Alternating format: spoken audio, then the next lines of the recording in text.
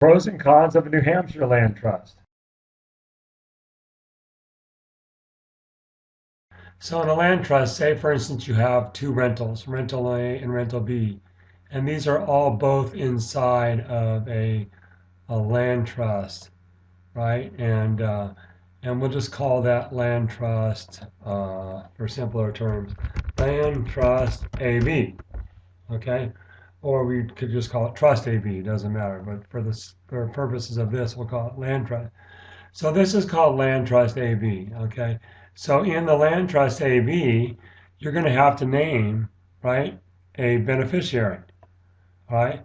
And so that beneficiary, if you're just going to name you or a person, here's the problem for that. This person will be exposed to any judgment on either rental A or rental B. So that's why you're going to have liability on that if you just have the land trust by naming a person as a beneficiary. However, if we change that strategy, and I'm just going to use this to copy over and name that beneficiary as an LLC, that's great news, right? Because what happens is, let me just scoot this up.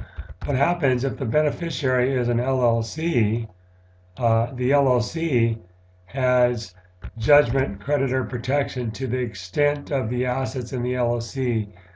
Actually, in most states, the distribution out of the LLC to a person, which you can then change. So they have to get a judgment and then a charging order.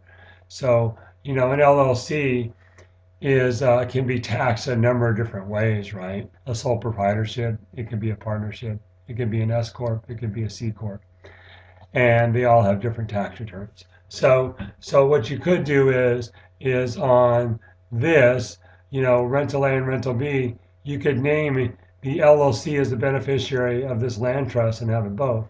Now, you could also set up, right, something a little different, and you could have, land trust A, right, and then land trust B, right, and then so you'd have two separate land trusts. And what you would do there is then maybe they're very expensive properties. Maybe they're not these little, you know, $30,000 properties where if it's like 30,000, then you just can create one land trust to protect several. But maybe these are more valuable, and so maybe what you want to do there is set up a land trust A and land trust B. Maybe even want to set up and take it a step further so that the beneficiary has, two different LLCs. It could have LLC one or LLC A, right, and LLC B, right. So let me just copy that down. So it would look more like something like this, uh, and so it would look like that. So you have a variety of options in setting these up, and then of course the last thing you want to make sure you do on all this is set up a living trust so that it all pours over to that so that you skip probate to that living trust or pour over down to that living trust so that essentially it would look something like this. This goes here, these both go here. So those are the things that you can look at when setting this up. If you have any questions, give us a call or click on the button for live chat. Thank you. Pros and cons of a New Hampshire land trust.